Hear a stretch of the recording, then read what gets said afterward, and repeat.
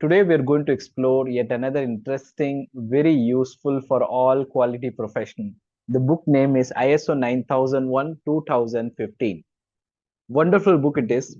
All the element of ISO 9001 2015 along with the clauses and what is the requirement, what are the questions you can expect from the auditor, and then brief answers, everything is being given in this book. And also in the beginning of the chapter, the author also discuss about quality gurus like Ishikawa, Deming, and all that is there. Today we are going to explore that also as well. And I'll also, just to give you a flavor of this book, I'll pick up some pages and show you how the setup has been made in this book, taking the clauses, dealing the requirement, and then asking that there are what are the potential questions the auditor can ask. So therefore, this book can be useful for auditor, auditee, and process owner. Right, very wonderful book, and it costed me very small amount only, 200 rupees only, and but yet an interesting book as it is. This one. So let's go to the chapter. What is the chapter it has got? The book name, as you see, that understanding anatomy, diagnosis, and inside story. After the acknowledgement page, you will find different chapters. For example, part one, part two, and all that. And part one, author discuss about historical background about ISO, how it came from military concept. That one point well dwelled. Another one is that the aspect of different quality groups, right? How they have contributed in modern quality era, that been discussed. And then chapter two, what I really like is that before going to directly classes, requirement, and all that, second chapter is general concept. What is ISO 9000 fundamental vocabulary, and uh, and then benefit of implementation of ISO 9001. Then it discuss about accreditation. Then it discuss about roadmap of for ISO 9001 2015 implementation.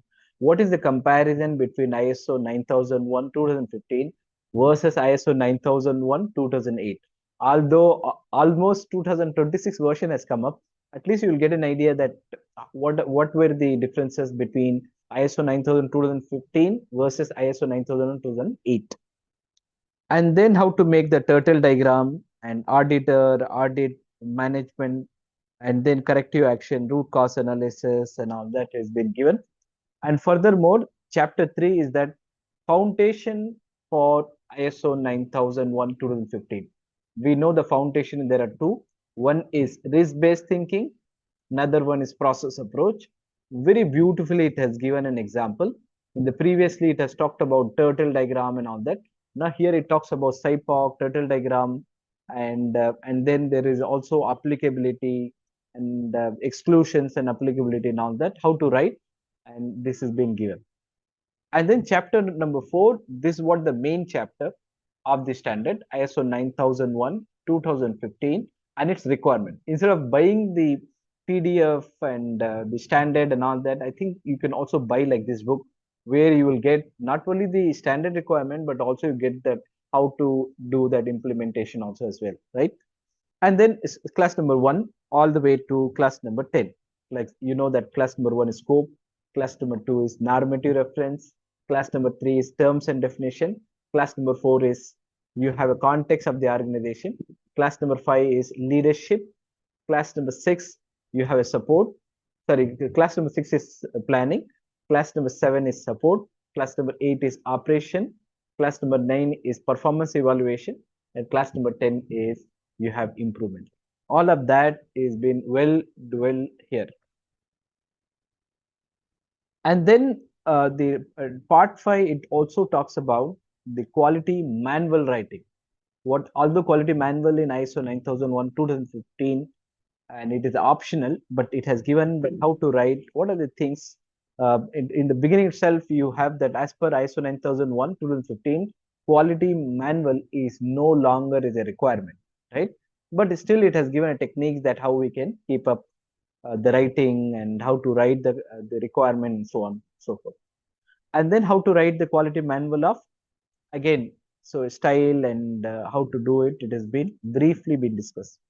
Today, what I'm going to do is that there is a follow-up discussion is going to come up where I'm going to explain more of the ISO 9001 2015 requirement in itself.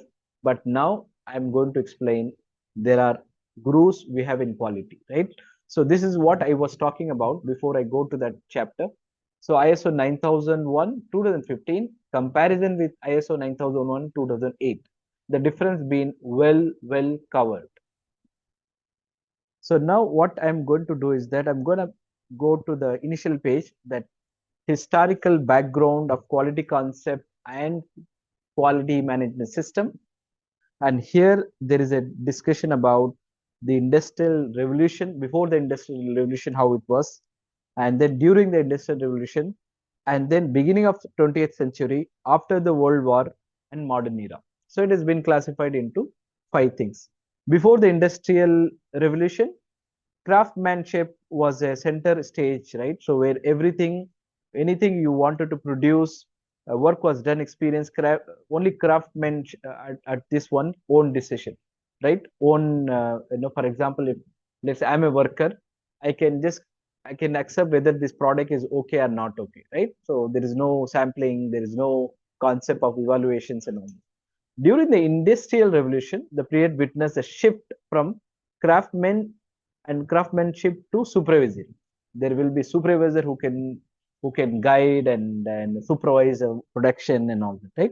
The job of such supervisor was to supervise the worker and focus on inspection, generally the nature of visual inspections and so on. And then we are talking about third element, the beginning of 20th century. There's a completely turning point. Quality assurance came into existence. SPC statistical process came into existence, and then you have a DOE and all that. Of course, you have a Six Sigma and all that, right? Total quality management. So mass production began. So now, let's say I have a product, and let's say I'm just gonna make it 100. So all I have to do is that I have to inspect all 100 pieces, right? If I do it like in the beginning, like quality control era. So if I do it, let's say I get the mass production. Let's say I've been asked to produce this 1 million. Lifelong, I will be ending up forever. I will be ending up doing only inspection, and all, right? So mass production, the sampling criteria came into play that the author briefly discussed about it. Mass production began during this period, which tended to the requirement of the development and developed inspection system. Like we have a different inspection system. It should be noted that emphasizes at this point we're still on the finished product, not at the process. We have not come to the process yet, right? So in anything finish, yes, okay or not. We're not talking about how it has been done. We're not talking about input, process, output, and so on. So after the World War II, really things got shifted, right? So during this period, focus shifted from inspection of finished product to the process of production or manufacturing. This began the use of statistical quality control. Like for example, Dr. Walter Shelter, and this picture has been given of him, and he just challenged that not only you need to think about you just use that any input, process, output, and you collect the data. From the data, it should go back and find out that using the data, you need to find the health of the process, like whether the process is stable, capable, whether the process is having that any leakage, whether the process is having sound and healthy and all that, whether the process having the the control in noise factor or common cause, special cause, and all that statistical technique being influenced, right? We call it that in turn, which led to the quality charts sampling being developed like back in 1942, 1943. So this is called modern era, where all the quality gurus have contributed significantly. For example, let's say total quality control came into picture, quality assurance came into picture, wide quality and creativity, zero defect, and quality circle, many other things were being developed, right? And this is the example of Walter Shewhart. You can see here, Walter Shewhart. And here he is the person who came up with control chart, right? Developed the control chart when he was working at the plant of Western Electric. He's known as the father of statistical quality control. And he published the book Economic Control of Quality of Manufactured Product back in 1931, where he described the basic principle of statistic quality control. In other words, SQC, statistic process control we have. In here, statistic quality control we have. This is one. Later, of course, Dodge, DODGE, and Rumick developed the application using that concept which Walter Shelter developed, right? And then furthermore, of course, we have an important quality group like Juran, like you can see a Juran. Juran came up with that the consist of three managerial process, right? Quality planning, quality control, quality improvement, and all that, right? I have a separate book. I have also covered many aspects of Juran concept that in the very book called Juran Quality Management System. And then Dr. Williams Edward Deming. Deming, we know that very famous, one of the quality group, and developed 14 points which emphasize the need for change in management structure. One of the thing is that so 80% of the decisions and things should be done by people, I mean manager, and 15% is only worker, right?